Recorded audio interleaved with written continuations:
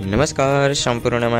आज तपाईँ समक्ष हामी फेरि पनि 2082 सालको राशिफलतर्फ कर्कट राशिको राशिफल लिएर प्रस्तुत भइसकेका छौँ। सुरु गरौँ राशिफलतर्फ।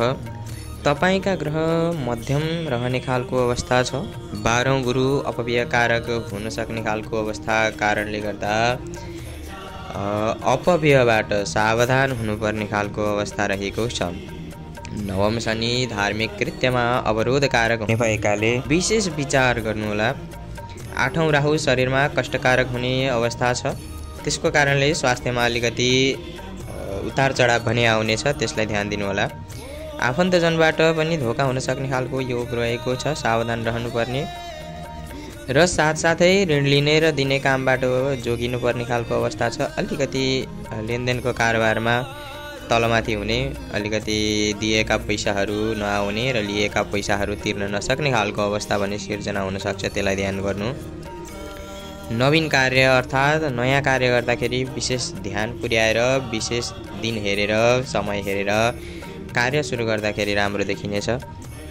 यदाकदा कुनै चिट्ठा पर्ने अथवा भनौँ आकस्मिक लाभ, अचानक केही कुराहरू आफूले सोचेको आफूले नचिताएको कार्यहरू पनि पूर्ण हुने खालका योगहरू रहेको छ। रोकिएको कामहरू, कतै हजुरको न्यायालयतिरको विवादित कारोबारहरू पनि थियो सम्पत्तिको सम्बन्धमा भने त्यो पनि पूर्ण हुने खालको योग रहेको छ। मन प्रसन्न हुने खालको अवस्था पनि सिर्जना भइसकेको छ।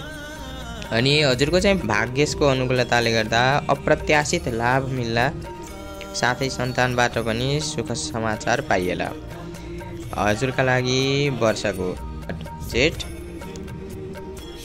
मङ्सिर महिना र साथसाथै माघ महिना तपाईलाई अलिकति अशुभ रहनेछन् भने वैशाख, असार र असोज महिना भने तुलनात्मक रूपमा सामान्य नै रहनेछ र अरू मध्यम वर्गका रहने खालका महिनाहरू छन्। अरू महिना ठिकै रहलान्। यो वर्षको लागि कर्कट राशिको लागि समग्रमा हेर्नु पर्दाखेरि राम्रै छ है। तपाईको दिन शुभ बितोस्। जय होस्। राधे राधे।